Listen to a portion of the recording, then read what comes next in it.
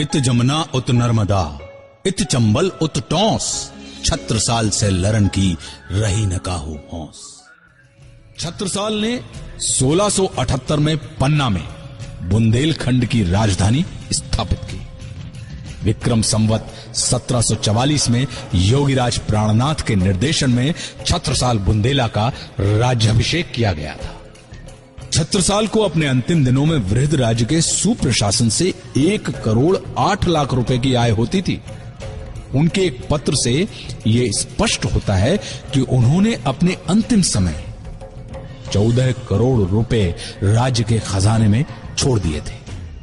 प्रतापी छत्रसाल ने पौष शुक्ल तृतीया संवत 1788 अंग्रेजी कैलेंडर के हिसाब से दिसंबर 1731 को छतरपुर नौगांव के निकट मऊ सहनिया के छुवेला ताल पर अपना शरीर त्याग दिया। छत्रसाल बुंदेला न केवल एक महापराक्रमी योद्धा थे, बल्कि वे एक साहित्य मनस्क व्यक्ति भी थे। इसीलिए उन्होंने अपने राज्य में कई कवियों को आदर सम्मान के साथ रखा, जैसे लाल कवि, बख्शी हंसराज और सबसे महत्वपूर्ण कवि भूषण, जिन्होंने छत्रसाल दशक की रचना की।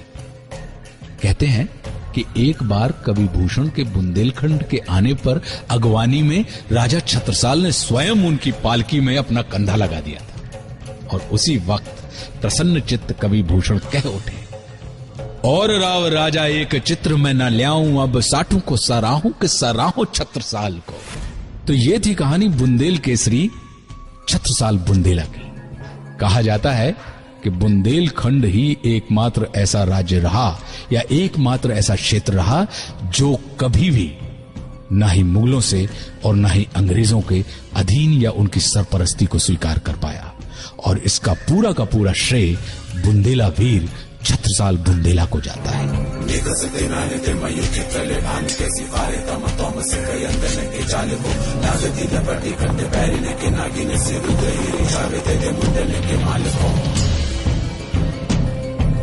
लालच दीवार छत्रसाल महाबाहुबली, कहां लो बखान करो तेरी कलवार प्रतिभद्र कटक, कटीले दे गाड़ी गाड़ी काली कासी कीली की कले उड़ेगी काल को। बुझ बुझ कैसी की न संगीत बुझंगी किसी खेती खेती खाती की दारू न तलन के अख्तर पाकड़ा न विष खसी जाती मिल तेरी बार जात पर राज चलन के। भैया राव चंपती के छत्रसाल महाराज भूषण सके करी मकान को पलट के। अच्छी पर छीन ऐसे बारे पर छीन वीर तेरी पर छीन है खलन के।